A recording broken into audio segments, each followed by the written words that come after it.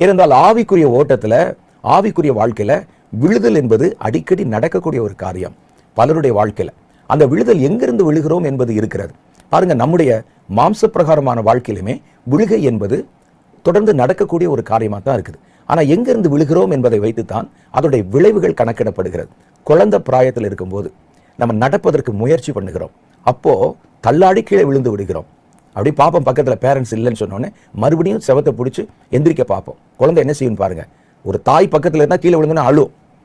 பக்கத்தில் யாருமே இல்லைன்னா விழுந்த குழந்தை அழாது, சுற்றி முட்டி பார்த்துட்டு மறுபடியும் செவத்தை பிடிச்சி நிற்கும். நின்றுட்டு மறுபடியும் நடக்கும், பொத்துன்னு விழும், மறுபடியும் நடக்கும். அந்த விழுகை நல்லது. அது விழுந்து விழுந்து முயற்சி பண்ணுவதற்கு தன் மனதை ஆயத்தப்படுத்திக் கொள்ளுகிறது.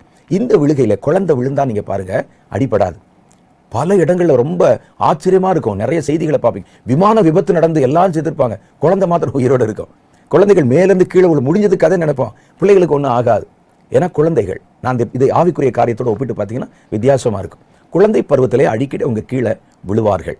விழுந்தவர்கள் மறுபடியும் எழுந்திருப்பார்கள். அவங்க நிற்கிற இடத்துல இருந்து கீழே விழுவாங்க. அடி பெருசா படாது. ஒரு மனிதன் தான் நிற்கிற இடத்துல இருந்து கீழே விழும்போது அடி அதிகமாக படாது. விழுதல்ல பல விஷயங்கள் இருக்கு.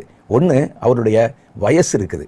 ஒரு வாலிபன் கீழே விழுந்தா கொஞ்ச நேரத்தில் அல்லது கொஞ்ச நாட்களில் குணமாகி விடுவான். ஒரு வயோதிபர் பாத்ரூம்ல வலிக்கு விழுந்தா கூட மரணம் அடைந்து விடுவதற்கு வாய்ப்பு இருக்கு. எந்த வயசுல கீழே விழுகிறோம் என்பது இருக்குது, எங்கிருந்து விழுகிறோம் என்பதும் இருக்கிறது. இதை ரெண்டையும் நீங்கள் உங்களுடைய கவனத்திலே கொள்ளணும். ஆவிக்குரிய வாழ்க்கையினுடைய துவக்க நிலைமையில ஒரு குழந்தையை போல இப்பதான் புதுசா வந்திருக்காங்கன்னா சின்ன சின்ன தவறுகள் வரும். சின்ன சின்ன ஆவிக்குரிய காரியத்தை நடைமுறைப்படுத்தும் போது சில நடைமுறை சிக்கல்கள் வரும். ஐயோ இது பாவம், இது தப்புன்னு சொல்லிட்டு விழுந்துட்டேன் அப்படின்னு நீங்க விழுந்துடக்கூடாது, உட்கார்ந்துடக்கூடாது. அப்படி உட்கார்ந்து அந்த குழந்தை சவலை குழந்தைகளாய் மாறிடும். சவலை குழந்தைன்னா தெரியுமில்ல, நடக்க முடியாத பிள்ளைகள், உட்கார வச்ச இடத்துல இருக்கும்.